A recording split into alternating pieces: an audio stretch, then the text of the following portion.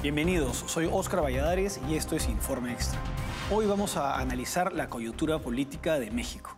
Vamos a ver el tema de los aranceles anunciados por Estados Unidos, el caso de Cuauhtémoc Blanco, parlamentario acusado de abuso sexual, y el tema de la seguridad en el país. Para analizar todos estos temas nos acompaña desde Ciudad de México Asael Polo, economista y analista político. Asael, gracias por acompañarnos. Óscar, el gusto es mío y qué gusto también saludar a la audiencia de TVLA en español. Bueno, muchas gracias. Empecemos con el tema que ocupa la mayor parte de portadas de los medios de noticias y de comunicación mexicanos, que es el caso de Cuauhtémoc Blanco, parlamentario por Morena y exgobernador de Morelos, además de un exfutbolista bastante conocido. Me parece que incluso llegó a estar en la selección de México, quien es acusado de abuso sexual, concretamente de un intento de violación en contra hacia su medio hermana. Y en el marco de estas acusaciones, el Congreso, controlado por Morena, lo ha blindado. Y esta es una posición que ha sido respaldada por la presidenta Claudia Sheinbaum. ¿Podrías explicarnos con más detalle en qué se basa este caso y qué impacto está teniendo al interior del oficialismo? Efectivamente, y como mera introducción yo les podría decir que efectivamente el jugador Cuauhtémoc Blanco es un personaje muy conocido dentro del deporte nacional debido a sus distintos triunfos que contrajo tal vez con su equipo aquí nacional, que es el América, y con la selección mexicana que llegó a ir a 2 mundiales. No obstante, desde ahí yo no quiero portarme como si fuera yo un psicólogo y analista de este tipo de trayectorias, pero él ya era un personaje demasiado polémico, junto con los arbitrajes, con sus actitudes dentro de la cancha, con sus actitudes alebrestadas fuera de la cancha, que se podría prestar a que tuviese ese mismo tipo de comportamiento cuando se dedicó a la política.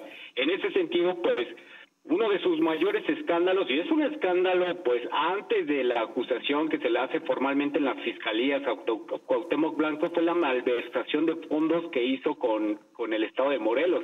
Se le acusa de que fueron alrededor de 2.500 millones de pesos, una cantidad sumamente significativa. Entonces, desde que llega a la Cámara de Diputados ya se le estaba acusando o se hablaba de que la nueva administración de Morelos iba a tener que levantar algunos expedientes contra el exfutbolista pues, por peculado, por malversación de fondos y por otras cuestiones en donde se le acusa que está relacionado con el narcotráfico. Inclusive sale en una foto con 2 personajes que están directamente relacionados con el crimen.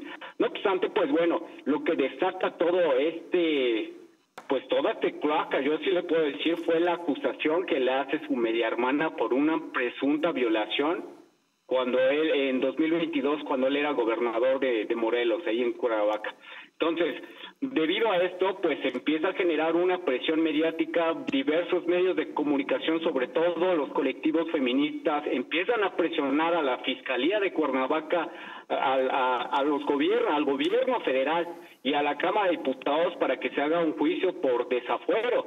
Entonces llega tanta la presión que efectivamente pues en la comisión ahí en Cámara de Diputados se empieza a evaluar cuáles han sido las pruebas que tiene la Fiscalía para que pues puedan proceder este juicio de desafuero. No obstante, pues dicen que la Fiscalía no envió las pruebas suficientes o no tuvieron como tal el procedimiento jurídico adecuado para que se pueda proceder con el juicio de desafuero. Tanto fue así que, imagínense, algo que en donde el mismo político, el mismo Cuauhtémoc Blanco tuvo que haber pedido su licencia para ir a enfrentar a la justicia. Esto se llevó por medio de una votación general en el Pleno de la Cámara de Diputados, en donde efectivamente, pues por obligación de la mayoría de Morena, pues se le votó para que no hubiese este juicio de desafuero. Y por otra parte, la presidenta Claudia Sheinbaum pues se remitió a decir que ellas están a favor de las víctimas, que ellas son feministas, que llegaron todas, pero que si no hay pruebas contundentes, entonces que se tenga que someter a una nueva investigación y que así el juicio lo iba a determinar. Pero no olvidemos, esto ha generado pues ya un descontento sumamente pues para mí grave por parte de la sociedad, porque le quita legitimidad a todo este contexto donde dicen que a las mujeres en este gobierno están tomando ahora las riendas y la posición, cuando en verdad los coordinadores de ambas cámaras son los que están dando línea para que ellas voten a manera de estar, en este caso, defendiendo a supuestos violadores. Y, Asael, ¿cuáles fueron los argumentos de la sección instructora del Congreso para desestimar la solicitud de desafuero de Cuauhtémoc Blanco? La sección instructora dice, bueno, fueron 4 votos contra 1. Por uno, ella el voto a favor de que sí se hiciera el juicio de desafuero fue por parte de Acción Nacional, que es la oposición.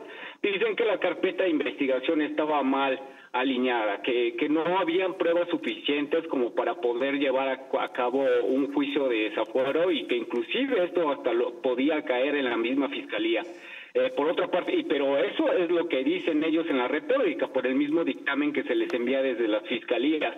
Pero aquí el tema es que se trasfonda a lo político, porque el fiscal que empezó a realizar esta carpeta de investigación contra Cuauhtémoc Blanco, por un dedazo, no sabemos si viene desde las más altas esferas del gobierno o por la misma gobernadora de Cuernavaca y en Morelos, destituyen al fiscal Carmona, lo destituyen y al día siguiente nombran un nuevo fiscal, y este fiscal supuestamente va a ser el encargado de hacer esta carpeta de investigación, pero dicen que no hay pruebas suficientes, que no hay audios, que no hay videos, que no hay testimonios de las personas que estuvieron involucradas, que como tal, bueno, otras pruebas, inclusive hasta de ADN, y que si no se lleva ese debido procedimiento, pues que lo iban a desechar. Y pues bueno, tal vez sí tenga razón la sección instructora, esta comisión, en que no está suficientemente bien ordenada la carpeta de investigación. No obstante, al haber votado en contra de este desafuero y que las mismas diputadas de Morena se suban al pleno de la mismísima Cámara de Diputados a decirle que no está solo, sí. Esos eran los cantos de guerra, no está solo a un presunto violador sin antes saber si es culpable o no, me parece que es un mal mensaje para la sociedad y nuevamente reitero, le quita legitimidad a su movimiento que tanto presumen y hacen leguleya de que eso es un feminismo pues diferente a como se venía gobernando en anteriores gobiernos. Ahora, ¿esto no genera división al interior del oficialismo? Generó división, por ahí fueron 26 diputadas del oficialismo que alzaron la voz, unas con más injundia que otras, pero sí decían, ¿cómo es posible que nuestro movimiento en este momento esté defendiendo a presuntos violadores? Pero aquí el caso es que, no recuerdo bien el nombre de la diputada, si por ahí María algo, ustedes disculparán, pero si ella estuvo alzando mucho la voz en los medios de comunicación la semana pasada, no obstante, pues aquí hay una periodista muy importante que se llama Susana Uresti. Ella hace un comunicado el día de ayer en donde dice que ya ni siquiera les contestan las llamadas las diputadas, y la que más alzó la voz, pues también ya no tiene ni siquiera... ya no contesta ni vaya ni siquiera los mensajes, ya no hace publicaciones abiertamente de este caso de Cuauhtémoc Blanco en redes sociales. Entonces, bueno, sí pudo haber esta división, pero el tema es que son tan bien organizados ellos, o que dan líneas tanta directa que les importa más poder ellos mantener, o en este caso ellas, que fueron las que alzaron la voz, mantener su curul y el poder, que efectivamente pelear contra el sistema que, en sus palabras de la semana pasada, pues las tiene oprimidas. Es decir, que las parlamentarias oficialistas que inicialmente estaban en contra de blindar a este parlamentario, finalmente se terminaron alineando. Y esto nos llevaría a la siguiente pregunta.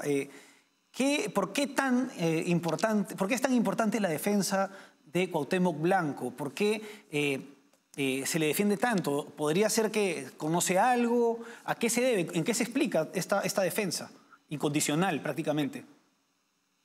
Claro, se habla mucho de esto, o sea, se ha dicho, o sea, ¿qué les debe Cuauhtémoc Blanco a todos estos políticos de Morena? ¿Qué le saben a Cuauhtémoc Blanco, no? Para que haya esta defensa férrea, lo decía al principio de la entrevista.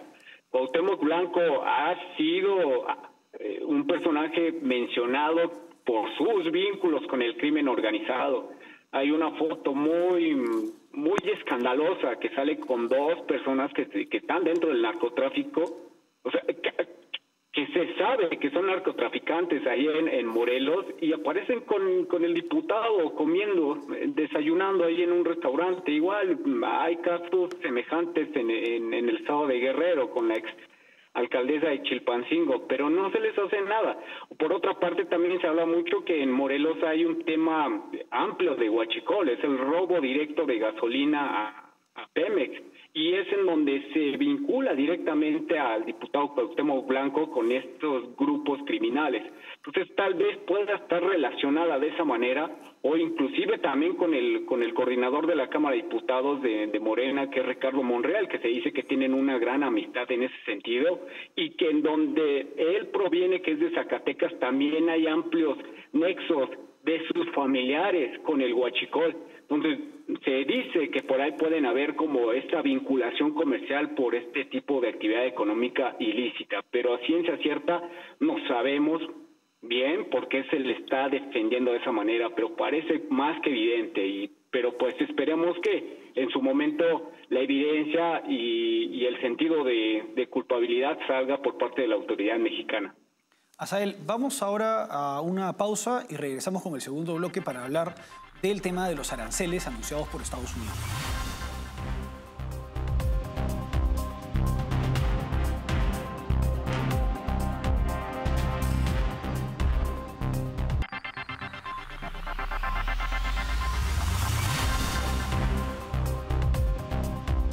Seguimos en Informe Extra analizando la coyuntura política de México, acompañados por Asael Polo, analista político y economista. En el bloque anterior hemos analizado el caso del parlamentario Cuauhtémoc Blanco, exfutbolista y exgobernador del estado de Morelos, acusado de abuso sexual por su medio hermana. Ahora pasemos al tema de los aranceles. Asael, el gobierno de Estados Unidos anunció aranceles a inicios de marzo, el 25% para los productos provenientes de México. Y además Donald Trump, aparte de los aranceles que se iban a imponer a México y a Canadá señaló que el 2 de abril sería el Día de la Libertad, de la Liberación, y que impondría los denominados aranceles recíprocos a diferentes países del mundo. ¿Cuál es la situación concreta de México con respecto a este tema? ¿Qué negociaciones están haciendo para evitar la imposición de estos aranceles por parte de Estados Unidos? Me gustaría iniciar diciendo que es una frase un poco lamentable en términos económicos que el presidente Trump diga que es la libertad de los estadounidenses por el simple hecho de que va a proteger su industria nacional de la competencia de la competencia global. En ese sentido debemos nosotros saber que los aranceles que se le impongan a los ciudadanos estadounidenses, ellos lo van a tener que pagar. El consumidor estadounidense es el que va a salir afectado más que los otros países. Tal vez sí se vean afectados en el sentido de que la libre exportación va a ser coartada, va a haber menos condiciones para el libre mercado, pero a final de cuentas, pues la presión de precios por vía impuestos, que son este impuesto al comercio exterior, lo van a tener que pagar los estadounidenses. En ese sentido, pues sí, efectivamente, esto se ha manejado de forma más política que económica en el tema de Estados Unidos y México, porque han sido amenazas por parte del presidente Trump a México, o es un chantaje, mejor dicho, porque no ha cumplido. Cada que llega la fecha se posterga un mes más, 3 semanas más. Entonces, la única condición que se le ha hecho al gobierno mexicano es que tú acabes con el narcotráfico, que frenes la migración y que frenes también el comercio ilegal de drogas. México, pues, en esa línea ha tratado de cumplirlo. Lo hablábamos la vez pasada, que les envió 29 capos, ¿no? Por una parte, han hecho la decomisión más grande de drogas en la historia de México, de la mano del secretario de Seguridad Pública de Claudia Sheinbaum, el secretario Omar García Harfuch. Y por otra parte, pues también han accedido a que México no sea tan contestón cuando hay espionaje por parte de Estados Unidos dentro de los límites de de los mares internacionales de México. Pero pues bueno, estamos a la espera de que mañana veamos si ya se le van a poner el 25% de aranceles generales o seguimos nada más con el 25% que nos impuso en acero y aluminio. Pero pues bueno, para ser honestos, yo no creo, ahora sí yo lo puedo decir, no como las veces anteriores, que se le imponga este 25%, porque ya en recientes comunicaciones que tuvo el secretario de Relaciones Exteriores de la Fuente de México y Marco Rubio, por parte de Estados Unidos, han hablado que sí ha habido esa buena cooperación, sobre todo en el tema de inmigración ilegal.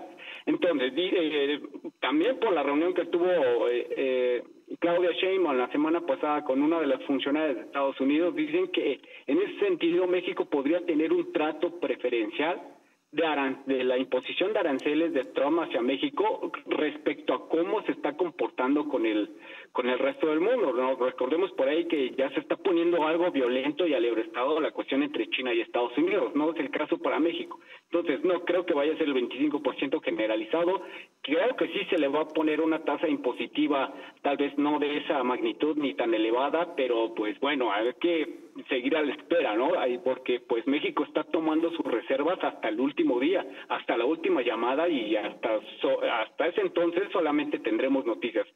¿Y hasta el momento esto está teniendo impacto económico? Está teniendo impacto económico, sí, pero no solamente en México, en el mundo. Ayer las diversas bolsas de valores pues estuvieron cayéndose en porcentajes marginales, sí. Pero bueno, a final de cuentas están esperando la reacción en materia de comercio exterior por parte de Donald Trump con la Unión Europea, con los mercados asiáticos y con parte de los mercados de América Latina. En México particularmente tuvimos una caída en el mercado de valores del 2%, casi el 2%, no tan significativa como la caída del Nasdaq que llegó al 10% entre enero y marzo. Es algo muy, muy significativo. Los mercados están temblando, pero más por el lado de Estados Unidos que por los mercados donde Estados Unidos, pues bueno, está amagando que le va a poner aranceles, que dice que van a ser alrededor de 19 países en donde sí va a ser contundente, y a los demás pues se le va a poner algunas cuotas o inclusive pues vaya alguna tasa impositiva en aranceles muy marginal o poco significativa para nuestra economía. En este momento, pues bueno, ya los mercados yo veo en México que han descontado ese posible aumento por una parte, y en dado caso de que no haya ese aumento esperado, pues yo ahorita sinceramente les puedo decir que no tendrá el gran impacto económico que habíamos nosotros enlistado a principios de este año. Por lo pronto, pues la marea económica no ha sido tan abrupta para nuestro país. Ahora, siguiendo con el tema de los aranceles, Donald Trump anunció la imposición de un arancel del 25% a los países que compraran gas y petróleo a Venezuela. Y al respecto, Claudia Sheinbaum se pronunció señalando lo siguiente, voy a citarla: nosotros no estamos de acuerdo en que se pongan sanciones económicas a los países.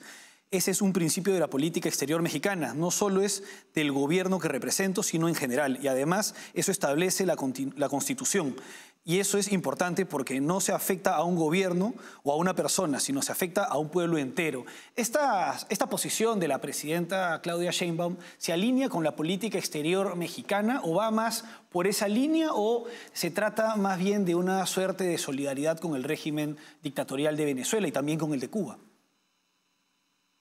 No, desde luego que, bueno, hemos sabido que desde la presidencia de López Obrador, México no ha tomado acciones que sean contraproducentes en el mercado exterior con cualquier gobierno. No han utilizado estas uniones arancelarias para cooptar a algún gobierno, no, tampoco se han pronunciado, vaya, como una unión económica donde se homogeneice la política monetaria, la migración, y mucho menos. Ellos no sabemos que es un país o tienen una ideología muy marcada sobre la sustitución de importaciones y no tanto por el libre comercio internacional.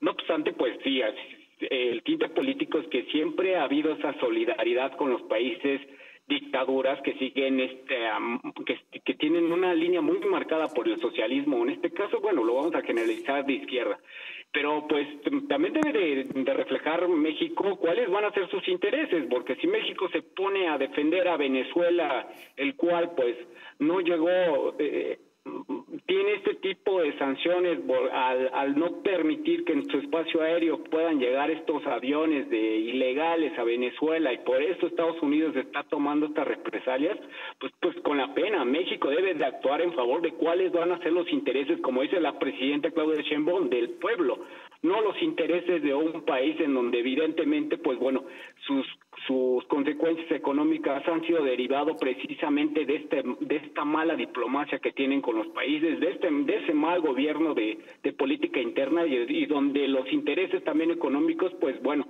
no están alineados con el libre comercio.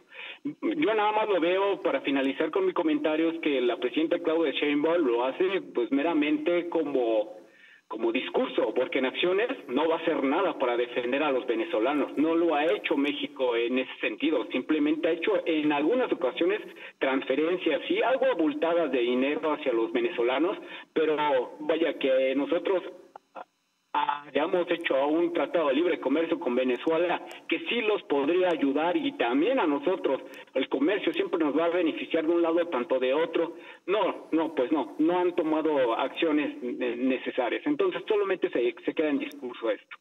Asael, vamos ahora a una pausa y regresamos con el último bloque.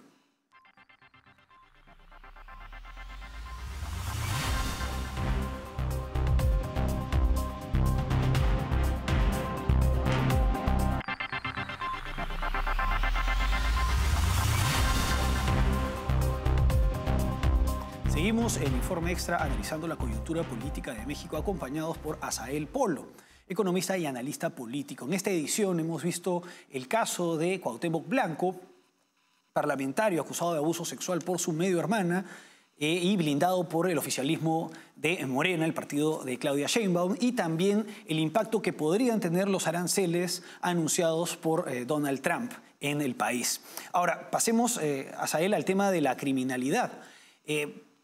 El gobierno de Claudia Sheinbaum está teniendo, digamos, algunos logros con respecto a este problema de México, o han continuado con la denominada política de abrazos y no balazos establecida por López Obrador. Ya personalmente yo puedo decir, ellos no lo van a decir en sus mañaneras ni en sus discursos oficialistas, pero esa política de abrazos y no balazos ha terminado con la persecución tan incisiva que ha hecho el secretario de Seguridad Pública, Omar García Harfuch. Pero aquí yo lo que quiero resaltar es que esos embates contra el crimen organizado, con estos grupos delictivos y contra el narcotráfico, se ha hecho basado en lo que nos ha presionado, pedido el gobierno de Estados Unidos para que no nos implementen estos aranceles. Yo no veo como tal una política diferente o una política diferente a las exigencias de Donald Trump. ¿Y por qué lo digo? Porque desafortunadamente pues tuvimos uno de los casos más espantosos y dolorosos aquí en México, que fue en el caso de Jalisco, con este rancho en donde había exterminio. No quiero decir que esto es culpa de la presidenta Claudia Sheinbaum, pero sí es el desenlace y son las consecuencias de esa política de abrazos y no balazos, de no afrontar directamente el crimen organizado. Vaya, tampoco me estoy refiriendo que el crimen organizado tenga que ser combatido con una guerra. Personalmente, para mí, la manera más pacífica de salir de este tipo de problemas tan graves de seguridad nacional en un país es con comercio, y con comercio libre. Bueno, no obstante, pues, sigo con la idea de que López Obrador dejó estas consecuencias aquí en México. Más de 4,000 fosas encontradas. Otro campamento encontrado parecido a este rancho en Jalisco de exterminio, allá en Zacatecas, también en Tabasco. Entonces, no son pocos los casos. Inclusive las madres buscadoras son ahora el ejemplo de noticia o de persecución de estos grupos organizados. Por ahí tuvimos una noticia muy espantosa hace 2 semanas.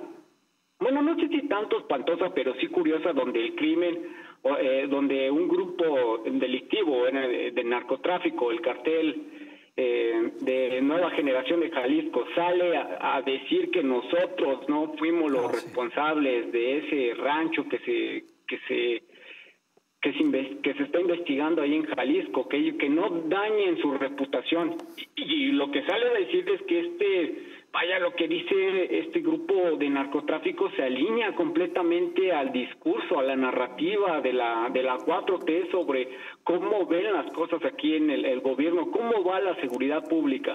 Entonces, ya para esto yo sí les quiero decir, las cosas no van bien en el país. Y en todo caso que ya se estén haciendo esfuerzos es porque esos esfuerzos se tienen que estar alineando a las exigencias de un gobierno extranjero.